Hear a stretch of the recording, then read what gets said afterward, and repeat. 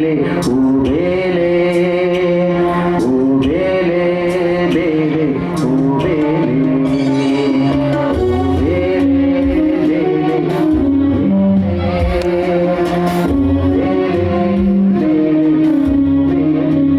ಕಡಲ ನಡುವೆ ನಡೆದ ಕಥೆಯ ಕೇಳಿರೆಲ್ಲ ಬಾಲಬಾಲೆ ಕಡಲ ನಡುವೆ ನಡೆದ ಕಥೆಯ ಕೇಳಿರೆಲ್ಲ ಬಾಲಬಾಲೆ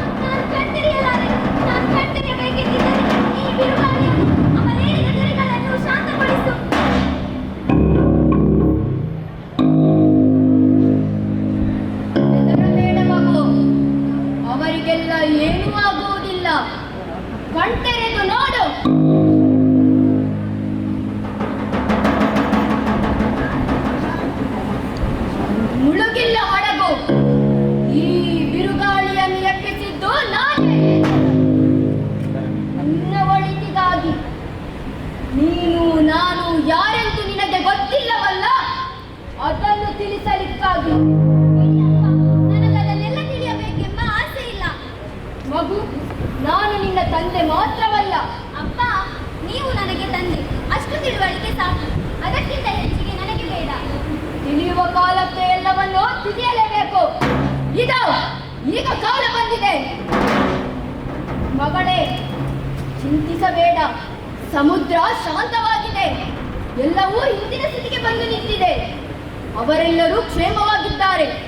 ಇತ್ತ ಬಾ, ನಮ್ಮ ವೃತ್ತಾಂತವನ್ನು ಕೇಳುವೆಯಂತೆ. ನೀವೇ ಅಲ್ಲವೇ ಅಪ್ಪ, ಎಷ್ಟೋ ಸಲ ಅದನ್ನು ಹೇಳಲು ಶುರು ಮಾಡಿ ಈಗ ಬೇಡ ಅಂತ ಸುಮ್ಮನಾದದ್ದು. ಆದರೆ ಹೇಳಬೇಕಾಗಿ ಬಂದ ಕಾಲಕ್ಕೆ ಎಲ್ಲವನ್ನು ಹೇಳಲೇಬೇಕು. ಕೇಳು ಕಿವಿಗೊಟ್ಟು.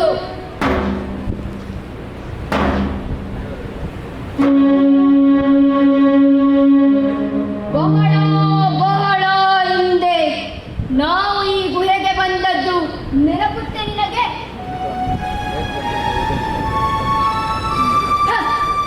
ನಿನಗೆ ನೆನಪಿರಲು ಸಾಧ್ಯವೇ ಇಲ್ಲ. ಆಗ ನಿನಗೆ 3 ವರ್ಷವೂ ತುಂಬಿರಲಿಲ್ಲ. ನನಗೆ ನೆನಪಿಲ್ಲ ಅಪ್ಪ.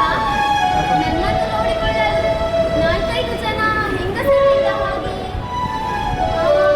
ಅವರ ಹಾಡಿನ 4-5 ಇಲ್ಲ ಹೆಚ್ಚು. ಮತ್ತೇನು ನೆನಪು? ನಾವು ಇಲ್ಲಿಗೆ ಬಂದದ್ದು ಹೇಗೆಂಬುದು ಇಲ್ಲ. ಹಾಗಾದರೆ ಕೇಳು. 12 ವರ್ಷಗಳ ಹಿಂದೆ ಈ ನಿನ್ನ ತಂದೆ ಮಿಲಾನಿನ ರಾಜಾಧಿರಾಜ ಮತ್ತೆ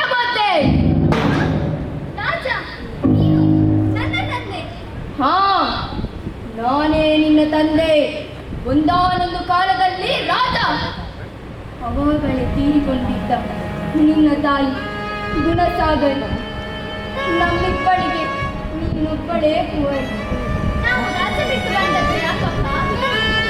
ಅದೇ ಮಗು ನಾನು ಹೇಳಲು ಹೊರಟಿರುವ ಕತೆ. ನನಗೊಬ್ಬ ತಮ್ಮನಿದ್ದ, ಯುಕ್ತಿ ಸಾಮರ್ಥ್ಯನಿಂದ ಅವನ ಹೆಸರು.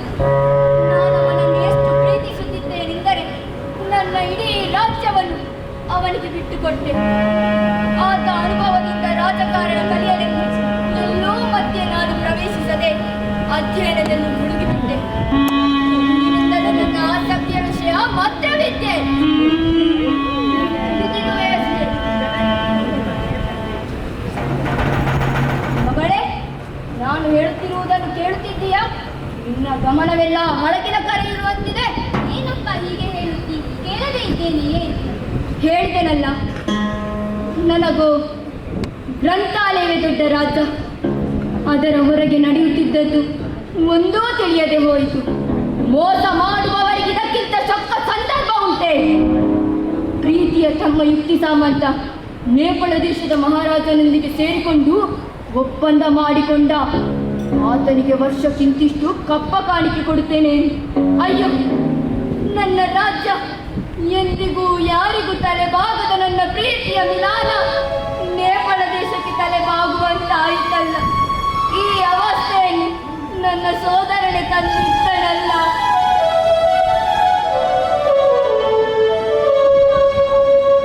ಇಷ್ಟು ಕೆಟ್ಟ ಜನರು ಇರುವರೆ ಪ್ರಪಂಚದಲ್ಲಿ. ಪ್ರೀತಿಯ ತಮ್ಮ ಯುಕ್ತಿ ಸಾಮಂತ ನೇಪಾಳ ದೇಶದ ಮಹಾರಾಜನೊಂದಿಗೆ ಸೇರಿಕೊಂಡು ನನ್ನನ್ನು ಮತ್ತು ನನ್ನ ರಾಜ್ಯದ ಜನರನ್ನು ಹೊರಗಟ್ಟಿಕೊಡುತ್ತೇನೆ ಎಂದು ಆತನಿಗೆ ಭಾಷೆ ಇಲ್ಲ. ಮಗು, ನನಗಿದು ಒಂದು ತಿಳಿಯದೆ ಪುಸ್ತಕದಲ್ಲಿ ಮಗ್ನನಾಗಿದ್ದೆ. ಒಂದು ರಾತ್ರಿ ನೇಪಾಳ ದೇಶದ ದಂಡು ಬಂದಿತು. ನನ್ನ ರಾಜ್ಯದ ಮಹತ್ವ ತೆರೆದುಕೊಂಡಿತು. ನನ್ನನ್ನು ಮತ್ತು ಒಂದೇ ಸಮನೆ ಅಳುತ್ತಿದ್ದ ನಿನ್ನನ್ನು ಬಂಧಿಸಿ ರಾಜ್ಯದಿಂದ ಹೊರಗಟ್ಟಿದರು. ಅಪ್ಪ, ಆಗ ನಾನು ನಿನಗದೆಷ್ಟು ಕಿರಿಕಿರಿ ಮಾಡಿದೆನು. ಇಲ್ಲ ಮಗು, ನೀನು ನನ್ನ ದುಃಖ ಮರೆಸುವ ದೇವತೆಯಾಗಿದ್ದೆ. ನಿನ್ನ ಈ ನಗುಮುಖ ನನಗೆಲ್ಲವನ್ನು ಸಹಿಸುವ ಶಕ್ತಿಯನ್ನು ನೀಡುತ್ತಿತ್ತು. ನೀನು ಒಂದು ವೇಳೆ ಇಲ್ಲದಿರುತ್ತಿದ್ದರೆ ವಂಚನೆಗೊಳಗಾದ ಸಿಟ್ಟು, ಕೋಪ, ದುಃಖಗಳಿಂದ ವ್ಯರ್ಥ ಉರಿದು ಸುಟ್ಟು ಹೋಗುತ್ತಿದ್ದೆ. ನನ್ನನ್ನು ಬದುಕಿಸಿದವಳು ನೀನು. ಏನಾಯಿತು? ಅವರೇಕೆ ನಮ್ಮನ್ನು ಕೊಲ್ಲಲಿಲ್ಲ? ನಮ್ಮನ್ನು ಕೊಲ್ಲುವ ಧೈರ್ಯ ಅವರಿಗಿರಲಿಲ್ಲ. ನಮ್ಮನ್ನೊಂದು ಹಡಗಿನಲ್ಲಿಟ್ಟು ನಡು ಸಮುದ್ರಕ್ಕೆ ಒಯ್ದರು. ಅಲ್ಲಿ ನಮ್ಮನ್ನೊಂದು ತೆಪ್ಪದಲ್ಲಿ ಬಿಟ್ಟು ಹೊರಗೆ ಹೋಗಿಬಿಟ್ಟರು. ಗರ್ಜಿಸುತ್ತಿದ್ದ ಸಮುದ್ರದ ನಡುವೆ ನಾನು ಮತ್ತು ನೀನು. ಅಪ್ಪ, ನಾವು ಬದುಕಿ ಉಳಿದದ್ದು ಹೇಗೆ? ಈ ದ್ವೀಪ ಹುಟ್ಟಿದ್ದು ಹೇಗೆ? ನೇಪಾಳ ದೇಶದ ಮಹಾರಾಜ ನಮ್ಮನ್ನು ಮುಗಿಸಲೆಂದು ಒಬ್ಬ ವೃದ್ಧ ಮಂತ್ರಿಯನ್ನು ನೇಮಿಸಿದ್ದ. ಆತ ದಯಾಳು. ತೆಪ್ಪದಲ್ಲಿ ಕೊಂಚ ನೀರು, ಆಹಾರ, ಅಗತ್ಯ ವಸ್ತುಗಳಲ್ಲದೆ ಮಾಯಾಮಂತ್ರದ ಪುಸ್ತಕಗಳೆಂದರೆ ನನಗೆ ಪ್ರೀತಿ ಎಂದು ನನ್ನ ಗ್ರಂಥಾಲಯದಿಂದ ಕೆಲ ಪುಸ್ತಕಗಳನ್ನು ತಂದಿಟ್ಟಿದ್ದ. ಎಷ್ಟು ಒಳ್ಳೆಯವ ಅಪ್ಪ. ಪ್ರಪಂಚದಲ್ಲಿ ಎಷ್ಟು ಒಳ್ಳೆಯವರು ಇರುತ್ತಾರೆ. ಹೇಗೋ ಮುರುಕು ತೆಪ್ಪದಲ್ಲಿ ತೇಳುತ್ತಾ ಈ ದ್ವೀಪವನ್ನು ಮುಟ್ಟಿದೆವು. ದ್ವೀಪ ಮುಟ್ಟಿದ ಕೂಡಲೇ ಕಷ್ಟ ಮುಗಿಯಿತೆ. ಎತ್ತರಿಂದಲೋ ಎದೆ ನಡಗಿಸುವಂತಹ ಅಟ್ಟಾಸ ನನಗೆ ಕೇಳಿ ಬಂತು.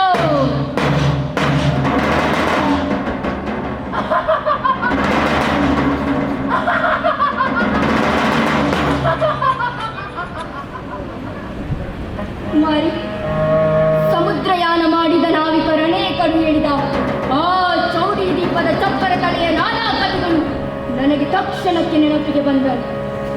ಅವದು ಆಕೆ ಎಂದು ನನಗೆ ದೃಢವಾದದ್ದೇ ನಾನು ಎಚ್ಚರಾದೆ. ಆ ಚೌಡಿ ತುಂಬಾ ಕ್ರೂರಿ, ದ್ವೀಪದ ಮೂಲ ನಿವಾಸಿ. ನೌಕೆ ಎಡೆದು ದ್ವೀಪ ಮುಟ್ಟಿದ ಮನುಷ್ಯರನ್ನು ಕೊಂದು ತಿನ್ನುತ್ತಿದ್ದಳು. ಅವಳನ್ನು ಎದುರಿಸಲು ನನ್ನ ಬಳಿ ಕತ್ತಿ ಉಂಟೆ, ಗುರಾಣಿ ಉಂಟೆ. ಇದ್ದದ್ದು ಸ್ವಲ್ಪ ಮಟ್ಟಿನ ಮಾತ್ರ ಬಲ ಮಾತ್ರ.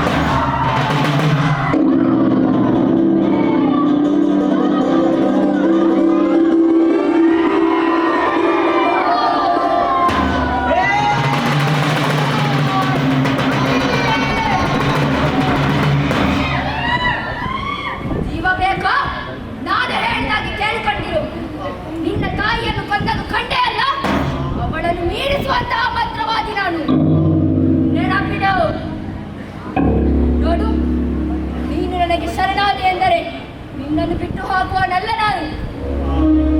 ನೀನು ನನ್ನ ಗುಲಾಮನಾಗಿರು. ಅದಕ್ಕೆ ಪ್ರತಿಯಾಗಿ ನಿನಗೆ ಭಾಷೆ ಕಲಿಸುತ್ತೇನೆ. ಉತ್ತಮ ಮನುಷ್ಯನನ್ನಾಗಿ ಮಾಡುತ್ತೇನೆ. ಹೋಗು.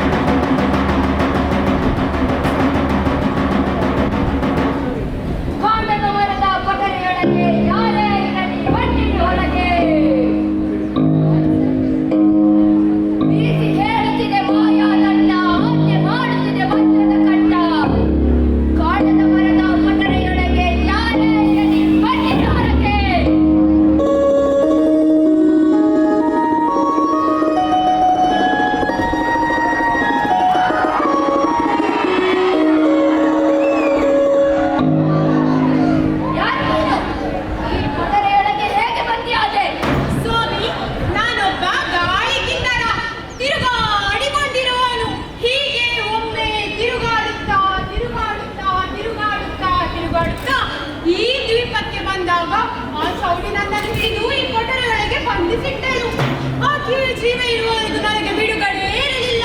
ಸ್ವಾಮಿ, ನೀವು ನನಗೆ ಮರುಜನ್ಮ ನೀಡಿದ್ದೀರಿ. ನೀವು ಮಾಡಿದ ಉಪಕಾರಕ್ಕೆ ಪ್ರತಿಯಾಗಿ ಏನನ್ನು ಮಾಡಬೇಕು ಹೇಳಿ, ಅದನ್ನು ಮಾಡಿ ಮುಗಿಸಿ ಯಥಾ ಪ್ರಕಾರ ನನ್ನ ವಿಹಾರಕ್ಕೆ ಹೊರಡುತ್ತೇನೆ. ನಿಲ್ಲು ಕಿನ್ನರ, ಒಂದು ಮಾತು. ನೀನು ವಿಹಾರಕ್ಕೆ ಹೊರಡುವ ಕಾಲ ಇನ್ನೂ ದೂರವಿದೆ. ನಾನು ಹೇಳುವವರೆಗೂ ನೀನು ಈ ದ್ವೀಪ ಬಿಟ್ಟು ಕದಲುವಂತಿಲ್ಲ. ನಾನು ಕರೆದಾಗ ಪ್ರತ್ಯಕ್ಷವಾಗಬೇಕು. ನಾನು ಹೇಳಿದ್ದನ್ನ ಮಾಡಿಕೊಡಬೇಕು. ತಪ್ಪಿಸಿಕೊಳ್ಳಲು ಯತ್ನಿಸಿದರೆ ನನ್ನ ಈ ಮಂತ್ರದಂಡದಿಂದ ಅಯ್ಯಯ್ಯಯ್ಯಯ್ಯೋ, ನಾನಿನ್ನು ಸ್ವತಂತ್ರನಾದೆಂದು ಎಷ್ಟು ಸಂತೋಷ ಪಟ್ಟೆ. ಆದರೆ ಒಂದು ಸೆರೆಯಿಂದ ಇನ್ನೊಂದು ಸೆರೆಗೆ ಬಂದು ಬಿದ್ದೇನೆ. ಕಿನ್ನರ, ಹಾಗೆ ತಿಳಿಯಬೇಕು. ನನ್ನ ಕೆಲಸವಾದ ಮೇಲೆ ಒಂದು ಕ್ಷಣವೂ ನಿನ್ನನ್ನಿಟ್ಟುಕೊಳ್ಳದೆ ಸ್ವತಂತ್ರ ಬಿಡುತ್ತೇನೆ. ಸರಿ ಪ್ರಭು, ಅಲ್ಲಿಯವರೆಗೂ ನಾನು ಈ ದ್ವೀಪದಲ್ಲಿಯೇ ತಿರುಗಾಡುತ್ತಿರುತ್ತೇನೆ. ಸರಿ, ಹೋಗು.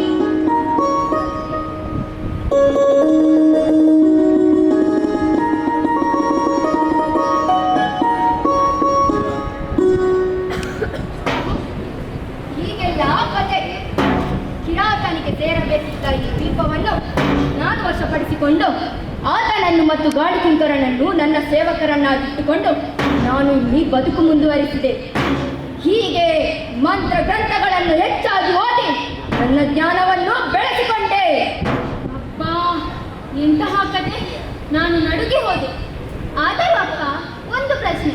ಚಿಕ್ಕಪ್ಪ ನಿನ್ನ ರಾಜ್ಯ ಕಸಿದ ಎಂದು ದುಃಖಿಸಿದೆ ನೀನು. ಆದರೆ ನೀನು ಇಲ್ಲಿಗೆ ಬಂದು ಕಿರಾತನ ದ್ವೀಪವನ್ನು ನಿನ್ನದನ್ನಾಗಿ ಮಾಡಿಕೊಂಡೆಯಲ್ಲ, ಇದು ಸಮವೇ? ಪರರ ಸೊತ್ತು ಪರರ ಸೊತ್ತೆ. ಅವರು ಎಂತಹವರೇ ಆಗಿರಲಿ, ಅವರ ಸೊತ್ತನ್ನು ಮುಟ್ಟಕೂಡದು ಎಂದು ನೀನೇ ಎಷ್ಟೋ ಸಲ ಹೇಳಿದೆ. ಆದರೆ ನೀನು ಹೀಗೆ ಮಾಡಿದೆ ಏಕೆ? ನಿನ್ನ ಪ್ರಶ್ನೆಗಳಿಗೆ ಉತ್ತರಿಸಲು ನನಗೆ ಸಮಯವಿಲ್ಲ. ಮಾಡುವ ಕೆಲಸ ಬಹಳವಿದೆ. ಹೊತ್ತು ಬಹಳವಾಯಿತು. ಇನ್ನು ಪ್ರಶ್ನೆಗಳನ್ನು ಕೇಳುತ್ತಿರು. ಅದಿರಲಿ ಅಪ್ಪ, ನಿನ್ನ ಕಥೆಗೂ ಈ ಚೂಮಂತ್ರದ ಬಿರುಗಾಳಿಗೂ ಏನು ಸಂಬಂಧ? ಅದನ್ನಾದರೂ ಹೇಳು. ಕುಮಾರಿ, ನಮ್ಮನ್ನು ಈ ದ್ವೀಪದಲ್ಲಿ ಬಂಧಿಸಿಟ್ಟವರು ಆ ಹಡಗಿನಲ್ಲಿದ್ದಾರೆ. ನನಗೀಗ ದರ್ಶನ ಕಾಲ. ಇನ್ನು ಪ್ರಶ್ನೆಗಳನ್ನು ಕೇಳದಿರು. ಮಾಡುವ ಕೆಲಸ ತುಂಬಾ ಇದೆ. ಮಗಳೇ, ನಿದ್ರಿಸು, ನಿದ್ರಿಸು, ನಿದ್ರಿಸು. ಗಾಢ ನಿದ್ರೆ.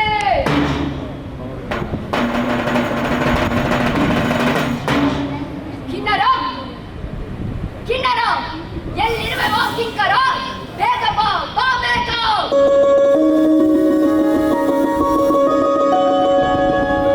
ಯಜಮಾನರೇ, ಜಯ ಜಯ, ಬಂದಿರುವೆ ಕಿಂಕರ. ಕಿನ್ನರ, ನಾನು ಹೇಳಿದಂತೆ ಪ್ರಚಂಡ ಗಾಳಿಯನ್ನು ಎಬ್ಬಿಸಿದೆ ಅಷ್ಟೇ. ಓಹೋ ಯಜಮಾನರೇ, ಬರೀ ಚಂಡಮಾರುತವೇನು? ಹಡಗನ್ನೇರಿದೆ, ಅದರ ಹೊರಗೆ ಒಳಗೆ ಅಲ್ಲಿ ಇಲ್ಲಿ ತುದಿ ಬದಿ ಎಲ್ಲ ಕಡೆ ಬೆಂಕಿ ಹಬ್ಬಿಸಿದ್ದೇನೆ. ಎಂತಹ ಬೆಂಕಿ ಎಂದರೆ ಇಡೀ ಸಮುದ್ರವೇ ಆರಿಸಲಾಗದ ಬೆಂಕಿ. ಉರನೆಂದರೆ ನೀನೇ ಸರಿ. ಮುಂದೆ ಹೇಳು. ಬೆಂಕಿ ಬಿದ್ದಂತೆ ನಾವಿಕರು ಆಸ್ತಾರಿಕರು ಎಂಬ ಭೇದವಿಲ್ಲದೆ ಒಬ್ಬರ ಹಿಂದೆ ಒಬ್ಬರು ಡುಳುಂ ಡುಳುಂ ಅಂತ ಸಮುದ್ರಕ್ಕೆ ಹಾರಿದರು. ಮೊದಲು ಹಾರಿದವರೇ ನೇಪಾಳದ ರಾಜಕುಮಾರ. ಕಿನ್ನರ, ಎಲ್ಲರೂ ಕ್ಷೇಮವಾಗಿರುವರಷ್ಟೇ. ಅಯ್ಯಯ್ಯಯ್ಯಯ್ಯೋ, ಈ ಕಿಂಕರನಿಗೆ ಸೋಂಕಿಸಿದ ಮೇಲೆಯೂ ಹೀಗೆ ಕೇಳುತ್ತೀರಲ್ಲ. ಉಟ್ಟ ಬಟ್ಟೆ ಅತ್ತಿತ್ತಾಗಿಲ್ಲ, ಕೂದಲು ಕೂಡ ಸಿಕ್ಕಿಲ್ಲ. ಎಲ್ಲರೂ ಕ್ಷೇಮವಾಗಿದ್ದಾರೆ. ದ್ವೀಪದಲ್ಲಿ ದಿಕ್ಕಾಪಾಲಾಗಿ ಅಲೆದಾಡುತ್ತಿದ್ದಾರೆ. ರಾಜಕುಮಾರನಂತೂ ನಾನೇ ಸ್ವತಃ ಈ ಕೈಯಿಂದ ದಡಕ್ಕೆ ಮುಟ್ಟಿಸಿದೆ. ಆತನ ವಿಚಾರವೇನು? ದ್ವೀಪದ ಒಂದು ಮೂಲೆಯಲ್ಲಿ ನಿಟ್ಟುಸಿರು ಬಿಡುತ್ತಾ ಇಡೀ ಪ್ರಪಂಚವೇ ಮುಳುಗಿದ್ದ ಹಾಗೆ ಕುಳಿತಿದ್ದಾನೆ ಪ್ರಭು. ಉಳಿದವರು ಹಡಗು ಸುರಕ್ಷಿತವಾಗಿದೆ. ನಾವಿಕರಿಗೆ ಮೂಲಿ ತೋರಿಸಿ ನಿದ್ದೆ ಬರೆಸಿದ್ದೇನೆ. ದ್ವೀಪದಲ್ಲಿ ಚದುರಿ ಹೋಗಿದ್ದ ಇತರರು ಪರಸ್ಪರ ಭೇಟಿಯಾಗುತ್ತಿದ್ದಾರೆ. ಮಹಾರಾಜ ನಿಧನ ಹೊಂದಿದರೆಂದು ಭಾವಿಸಿ ಎಲ್ಲರೂ ಮಹಾಶೋಕದಿಂದಿದ್ದಾರೆ ಪ್ರಭು. ಬಲೆ ಕಿನ್ನರ, ಇಚ್ಛೆ ನರಿತು ಕೆಲಸ ಮಾಡಿದೆ. ಆದರೆ ಬೆನ್ನು ತಟ್ಟಲು ಇಷ್ಟು ಬೇಗ ಸಾಧ್ಯವಿಲ್ಲ. ಮಾಡುವ ಕೆಲಸ ಇನ್ನೂ ಇದೆ. ಸ್ವಲ್ಪ ತಾಳ್ಮೆ ಇರಲಿ. ಇಷ್ಟು ಕೆಲಸ ಮಾಡಿ ಮುಗಿಸಿದರೆ ನನ್ನನ್ನು ಸ್ವತಂತ್ರ ಬಿಡುತ್ತೀರಿ ಅಂತ ಮಾಡಿದೆ. ಹಾಗಂತ ನಿಂತೆ ನೀವು ಮಾತು ನೀಡಿದ್ದೀರಿ. ಅಲ್ಲವೋ ಕಿನ್ನರ, ಆ ಕೆಟ್ಟ ಚೌಡ ಜಾಲದಲ್ಲಿ ಸಿಕ್ಕಿಕೊಂಡು ಅವಳು ಹೇಳಿದ ಬಿಟ್ಟು ಕೆಲಸವನ್ನು ಮಾಡಿಕೊಂಡಿದ್ದವ ನೀನು. ಅವಳು ನಿನ್ನನ್ನು ಕೊಠಡಿಯೊಳಗೆ ಬಂಧಿಸಿದ್ದು, ನಾನು ಅವಳನ್ನು ಕೊಂದು ನಿನ್ನನ್ನು ಉಳಿಸಿದ್ದು ಎಲ್ಲ ಮರೆತು ಬಿಟ್ಟೆಯಾ? ಎಲ್ಲವೋ ನಿನ್ನನ್ನು ಸ್ವತಂತ್ರ ಬಿಡುತ್ತೇನೆ, ಚಿಂತಿಸಬೇಡ. ಸ್ವಲ್ಪ ತಾಳ್ಮೆ ಇದೆ. ನೀಡಿದ ಭಾಷೆಗೆ ತಪ್ಪುವನಲ್ಲ ನಾನು. ಆದರೆ ಈಗ ಮಾತ್ರ ನೀನು ನನ್ನೊಡನೆ ಇರಬೇಕು. ಪದೇ ಪದೇ ಸ್ವಾತಂತ್ರ್ಯ ಸ್ವಾತಂತ್ರ್ಯ ಎಂದು ಗೊಳಗುತ್ತಿದ್ದರೆ ಮತ್ತೆ ನಿನ್ನನ್ನು ಕೊಠಡಿಯೊಳಗೆ ಬಂಧಿಸುತ್ತೇನೆ. ಹುಷಾರ್. ಅಯ್ಯೋ, ಹಾಗೊಂದು ಮಾಡಬೇಡಿ. ನೀನು ಗಾಳಿ ಜಾತಿಯವನು, ಸ್ವಾತಂತ್ರ್ಯದ ರುಚಿ ಕಂಡವನು. ಸ್ವಾತಂತ್ರ್ಯದ ನೆನಪು ಮಾಡಿಕೊಂಡರೆ ತಪ್ಪೇ? ಚಿನ್ನರ, ಚಿಂತಿಸಬೇಡ. ಇನ್ನು 2 ದಿನ, ಸ್ವಲ್ಪ ತಾಳ್ಮೆ ಇರಲಿ. ಈಗ ನೀನು ಮಾಡಬೇಕೇನೆಂದರೆ ಕನ್ಯೆಯ ವೇಷ ಧರಿಸಿ ಯಾರ ಕಣ್ಣಿಗೂ ಕಾಣದಿರು, ನನಗೆ ಮಾತ್ರ ಕಾಣಿಸಿಕೋ. ಹೋಗು, ಮಾಯ ರೂಪ ಧರಿಸಿ ಬಾ. ಹಾಗೆ ಆಗಲಿ ಪ್ರಭು.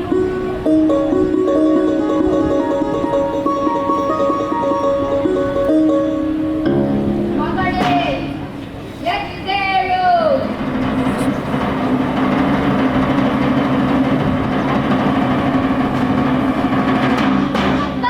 ನಿನ್ನ ಕತೆ ಕೇಳುತ್ತಾ ಎಂತ ಅಂದ್ರೆ ವಿಚಿತ್ರ.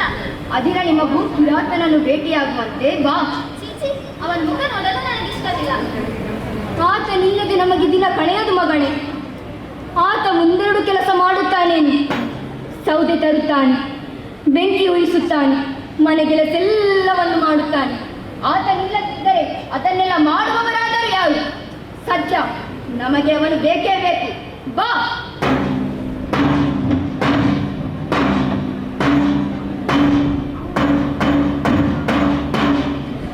ಎಲ್ಲವೋ ಚಿನ್ನರ, ಅದಮ ಅದಮ ನೆಲಗುಮ್ಮ ಇದ್ದೀಯೋ ಬಾಚಿಗೆ. ಯಾಕೆ ಕಾಡ್ತೀರಿ ನನ್ನ? ಸೌದೆ ಬೇಕಾದಷ್ಟು ಅಟ್ಟಿಟ್ಟಿದ್ದೇನೆ ಒಳಗೆ. ಅಷ್ಟು ಸೌದೆ ಅಟ್ಟಿಟ್ಟರೆ ಸಾಕೆಂತ ಮಾಡಿದ್ದೀಯಾ? ಬಾ ಹೊರಗೆ.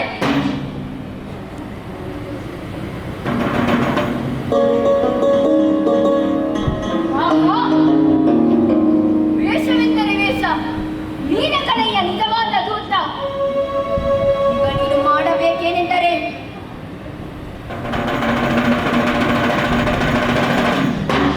ಆಹಾ, ಇದು ಮಾಡಿಯೇ ಬಿಟ್ಟೆ ಯಜಮಾನರೇ. ಎಲ್ಲವೋ ಚಪ್ಪರಿತಾರೆ ಚೌಡಿ ಮಗನೇ, ಬರುತ್ತೀಯೋ ಇದ ವಯಸ್ಸಿಗೆ? ನಿಮ್ಮ ನೆತ್ತಿ ಒಯ್ದು ಹೋಗ. ನೀವು ಮುಟ್ಟಿದ ನೀರನ್ನು ಹುಳುವಾಗ ನಿಮಗೆ ನಿಮ್ಮನ್ನು ಹುಡುಕನ್ನುಂಗ. ಅಯ್ಯೋ, ಅಂತಹ ನನ್ನ ತಾಯಿಯನ್ನೇ ನನ್ನ ಕನ್ಯೆಗೂ ಕೊಂದು ಹಾಕಿದಿರಲ್ಲ. ಶಾಪ ಆಗುತ್ತೀಯ ಅಯೋಗ್ಯ. ನನ್ನ ದೂತರು ನಿನ್ನನ್ನು ಗುತ್ತಿ ಗುತ್ತಿ ಹಣ್ಣು ಮಾಡುತ್ತಾರೆ, ನೋಡಿಕೋ. ಹೆಚ್ಚು ಮಾತಾಡಬೇಡಿ ಎಂದೆ. ಏನು ಉದ್ದೇಶ ಅಂತ ಇಷ್ಟೊಂದು ಮಾತಾಡ್ತಾನೇವ? ನೀವೇ ಹೇಳಿ. ಏನು ನನ್ನ ಬೆನ್ನು ತಟ್ಟಿ ಒಂದಿಷ್ಟು ಕಲಿಸಿ ನಿಜ, ಆದರೆ ಯಾಕೆ? ಏನಾದರೂ ಪ್ರಯೋಜನ ಇಲ್ಲದೆ ಮಾಡುವ ಜನವಾ ಇವನು? ಈ ದ್ವೀಪ ಯಾರಂತ ಮಾಡಿದ್ರಿ? ನನ್ನ ಅಮ್ಮನದು, ನನಗೆ ವಂಶದಿಂದ ಬಂದದ್ದು. ಅದನ್ನು ಲಪಟಾಯಿಸುವ ಸ್ವಾಮಿ ಕಪ್ಪೆ, ಬಾವಲಿ, ಚೀರುಂಡೆ, ಕುಟ್ಟೆ, ಚೀಳು ಎಲ್ಲ ಇರುವೆಲ್ಲ ಹತ್ತಿ ಕುಣಿಯಲಿ. ಅವನನ್ನು ಕಚ್ಚಿ ಸಾಯಿಸಲಿ. ತಲೆ ಎಲ್ಲ ಮಾತನಾಡುತ್ತೀಯ. ಯಾವುದಕ್ಕೂ ಕಮ್ಮಿಯಾಗದಂತೆ ನಿನ್ನನ್ನು ನೋಡಿಕೊಂಡೆನಲ್ಲ, ಅದಕ್ಕೆ ನೀನೇನು ಮಾಡಿದೆ? ನನ್ನ ಮಗಳನ್ನೇ ಹಾಯಿಸಲು ಕಂಡೆ. ನೀಚ, ನಿನಗೆ ಭಾಷೆ ಕಲಿಸಿದ್ದು ಯಾರು? ಅಷ್ಟಾದರೂ ಕ್ರಿಯೆ ನೆನಪಿಟ್ಟುಕೋ ಅಂತ. ಅಯ್ಯ, ಭಾಷೆಗೆ ಹೆಸರಂತೆ ಭಾಷೆ. ಯಾವ ದೊಡ್ಡ ಭಾಷೆ? ನಾಲ್ಕು ಬೀಸಿ ಬಯ್ಯಲಿಕ್ಕಾಯ್ತು ಭಾಷೆ. ಈ ನಮ್ಮನ್ನ ಹಿಂಸೆ ಕೊಡಲಿಕ್ಕೆ ಹೇಳ್ತದ ನಿನ್ನ ಭಾಷೆ? ಎಲ್ಲವೋ ಕೀಳುಕೂಟ, ಕರಗಿಲ್ಲಿಂದ ಹೋಗು. ಸೌದೆದ ನಾನು ಹೇಳಿದ ಹಾಗೆ ಕೇಳದಿದ್ದರೆ ಹಣ್ಣು ತಿರ್ಸುತ್ತೇನೆ, ಮೈಯೆಲ್ಲ ಗುದ್ದಿ ಪುಡಿ ಮಾಡುತ್ತೇನೆ. ಅಯ್ಯೋ, ಅದು ಬೇಡ. ಇವ ದೊಡ್ಡ ಮಂತ್ರವಾದಿಯಪ್ಪ. ಇವನ ಮಂತ್ರಶಕ್ತಿಯ ಮುಂದೆ ಎಂತೆಂತಹ ಕಿನ್ನರರು ಕೈ ಮುಗಿದು ಜೀಯ ಎನ್ನುವಾಗ ನಾನು ಒಬ್ಬ ಜಗಳಕ್ಕಿರೋದು ಏನು ಪ್ರಯೋಜನ? ನಾನು ಬಾಯಿಗೊಂಡು ಕೊಂಡೆ ಬಂದು ಕೈ ಮುಚ್ಚಿಕೊಂಡು ಹೇಳಿದ ಹಾಗೆ ಕೇಳಿಕೊಂಡಿದ್ದರೆ ಬಚಾವು. ಬರೀ ದುಡಿಯಲಿಕ್ಕೆ ಮಾತ್ರ ಗೊತ್ತಿದ್ದರೆ ಇಂಥವರು ಸವಾರಿ ಮಾಡುವುದೇ.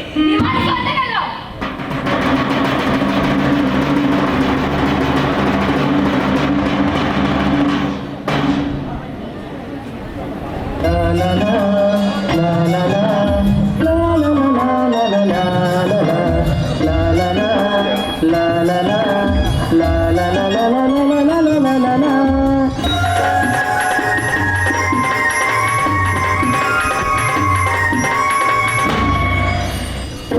ಬನ್ನಿರಿ ಬನ್ನಿರಿ ಕಿನ್ನರ ಲೋಕಕ್ಕೆ ಬನ್ನಿರಿ ಬನ್ನಿರಿ ಕಿನ್ನರ ಲೋಕಕ್ಕೆ ಚಿನ್ನರೇ ಜಾಣರೇ ಎಲ್ಲರೂ ಬನ್ನಿರಿ ಬಣ್ಣದ ಲೋಕಕ್ಕೆ ಜಂಜನ ಕುಣಿತಕ್ಕೆ ಬನ್ನಿರಿ ಬನ್ನಿರಿ ಕಿನ್ನರ ಲೋಕಕ್ಕೆ ಬನ್ನಿರಿ ಬನ್ನಿರಿ ಕಿನ್ನರ ಲೋಕಕ್ಕೆ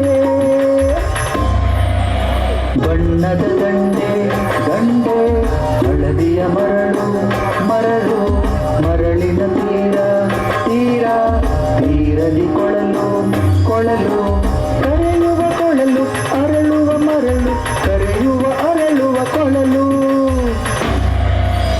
ಬನ್ನಿರಿ ಬನ್ನಿರಿ ಕಿನ್ನರ ಲೋಕಕ್ಕೆ ಬನ್ನಿರಿ ಬನ್ನಿರಿ ಕಿನ್ನರ ಲೋಕಕ್ಕೆ ಚಿನ್ನರೇ ಜಾಣರೇ ಎಲ್ಲರೂ ಬನ್ನಿರಿ ಬಣ್ಣದ ಲೋಕಕ್ಕೆ ಜಂಜನ ಕುಣಿತಕ್ಕೆ ಬನ್ನಿರಿ ಬನ್ನಿರಿ ಕಿನ್ನರ ಲೋಕಕ್ಕೆ ಬನ್ನಿರಿ ಬನ್ನಿರಿ ಕಿನ್ನರ ಲೋಕಕ್ಕೆ ಆಹಾ, ಇದೇನಿದು ಮಧುರವಾದ ಸಂಗೀತ, ಹಿಂದೆಂದೂ ಕೇಳಿರದ ಇಂಪಾದ ಸಂಗೀತ. ನಾನಿಲ್ಲಿದ್ದೇನೆ. ಇದು ಯಾವ ಲೋಕ? ಈ ಸಂಗೀತವನ್ನು ಕೇಳುತ್ತಿದ್ದರೆ ನಾನಿದು ಕಿನ್ನರ ಲೋಕದಲ್ಲಿರುವಂತೆ ಅನಿಸುತ್ತಿದೆಯಲ್ಲ. ತಂದೆ ಮಹಾರಾಜರ ನಿಧನದಿಂದ ತತ್ತರಿಸಿ ಹೋಗಿರುವ ನನ್ನನ್ನು ಕೂಡ ಮರಳುಗೊಳಿಸುತ್ತಿರುವ ಈ ಹಾಡು ಭೂಲೋಕದಂತೂ ಅಲ್ಲ. ಅದನ್ನು ಹಿಂಬಾಲಿಸುತ್ತೇನೆ.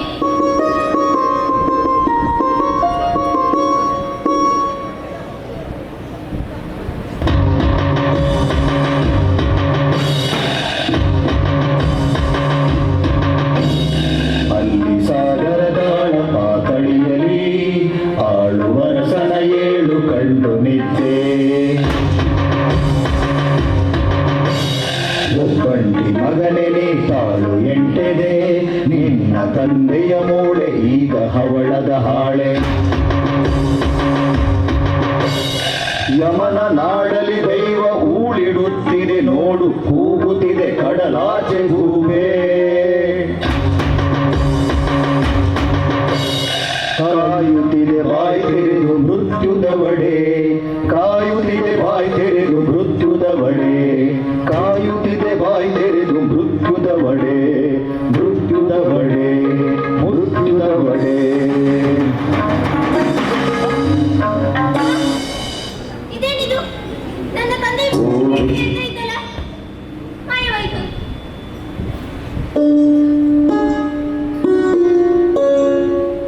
ಮತ್ತೆ ಇಲ್ಲಿ ಹತ್ತಿರದಿಂದ ಕೇಳಿಸುತ್ತೆ. ಎಲ್ಲಿ ಸಂಗೀತವೇ? ಎಲ್ಲಿ ನನ್ನ ತಂದೆ? ಬದುಕಿ ಇರುವರೋ ಇಲ್ಲವೋ?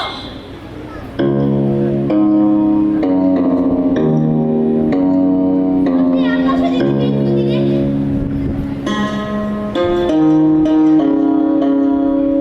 ಮಗಳೇ, ನಿನ್ನ ಕಣ್ಣುಗಳಿಗೆ ಕವಿದ ಮಾಯ ಅರಿಯಲಿ.